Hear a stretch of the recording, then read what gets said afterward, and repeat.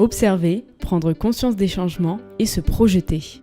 Pourquoi est-il si important pour les associations d'observer l'évolution de leur public et de la société ?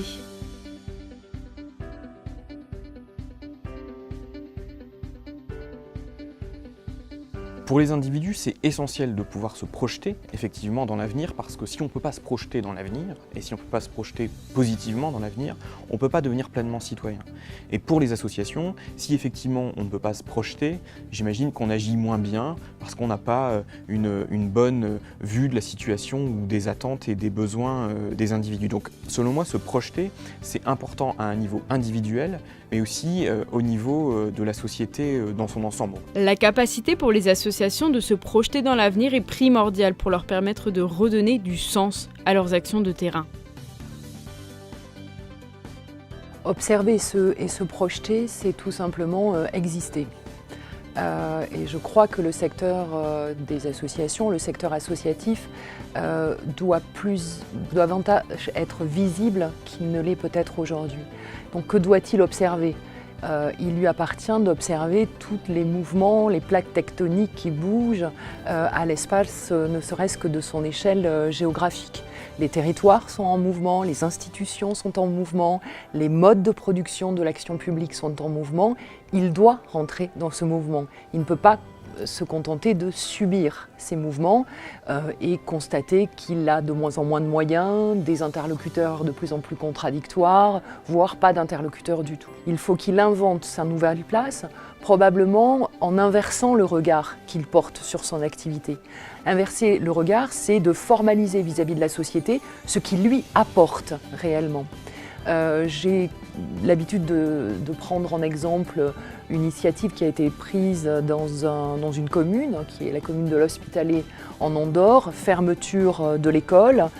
Les pouvoirs publics peuvent manifester, se lamenter, faire appel à l'État pour que l'école soit maintenue ouverte. Il y a une autre façon de regarder les choses. Ils l'ont prise, ils ont travaillé avec des acteurs de la société civile, des entreprises, des universitaires pour se demander qu'est-ce que pouvait apporter ce village de montagne à la ville. Et ils ont pu créer une maison associative qui accueille des femmes isolées avec enfants en difficulté dans le tissu urbain pour les resocialiser, rescolariser leurs enfants, les enfants de ces femmes isolées dans l'école communale qui a pu ainsi franchir le pas et subsister. Les associations ne sont pas habituées à se projeter, à anticiper. Elles sont plutôt habituées à réagir dans des situations d'urgence. Les contraintes de gestion et le manque d'administrateurs ne facilitent pas cela.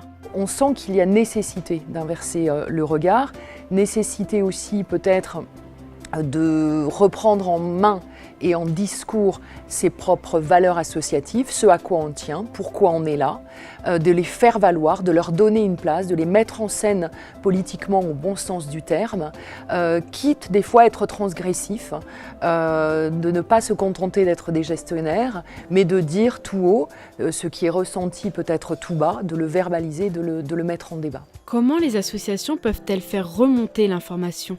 Et c'est toute la question du lien qui existe entre toute l'inventivité qu'il y a sur le terrain, toute l'ingénierie qui est sur le terrain et notre système très centralisé. Donc ça aussi, ça demande véritablement une réflexion. C'est un peu la question que j'avais envie de poser tout à l'heure. C'est comment fait-on pour se faire entendre ? Alors on peut imaginer faire des actions spectaculaires, on peut imaginer essayer de contacter des élus locaux, de faire remonter les problématiques, mais je pense vraiment que toute cette inventivité qu'il y a sur le terrain, mais bon voilà, elle existe pour plein de sujets, la jeunesse, l'école, l'éducation, la santé, plein d'expérimentations sont menées sur le terrain, mais se pose la question de la remontée de ces informations.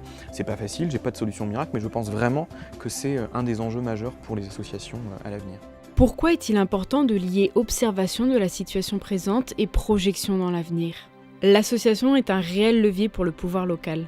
Elle a la capacité de capter les phénomènes sociaux, les signaux, les tendances de fond, les changements. Si le dialogue s'installe entre ces différents acteurs, ils se découvriront une capacité d'agir collectivement.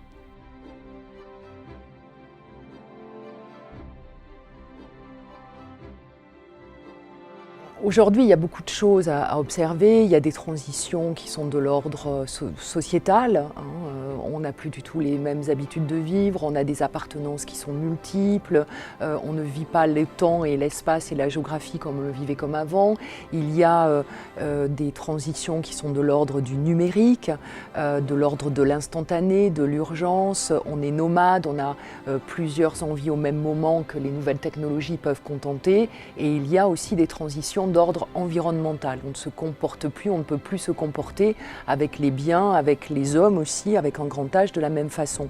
Donc c'est parce que l'association est aux premières loges, si je puis dire, de ces observations, de ces transitions, qu'elle doit être elle-même la structure, le lien qui accompagne vers le changement. Et on ne peut pas effectivement se projeter si on n'observe pas.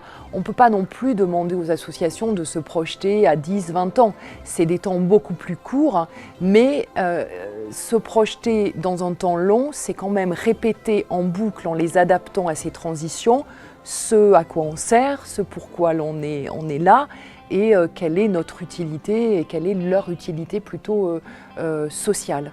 Ça, c'est important que de le reformuler en permanence. Si les associations ne se racontent pas, ne se mettent pas en mots, elles vont finir par être invisibles. Et effectivement, elles seront des prestataires de services de la puissance publique, prestataires de services d'ailleurs qui seront de plus en plus en concurrence avec les entreprises elles-mêmes, qui sous couvert de responsabilité sociale vont faire et font déjà des actions, mènent des actions que les associations menaient hier et ne pourront plus peut-être demain encore mener. Donc il y a une visibilité nécessaire, observer, se projeter, se mettre en mots, raconter son récit. Et on sait que de toute façon, les récits qui donneront sens ne viendront plus du haut, elles viendront du bas. Et les associations sont les meilleurs vecteurs de cette mise en mots par le bas.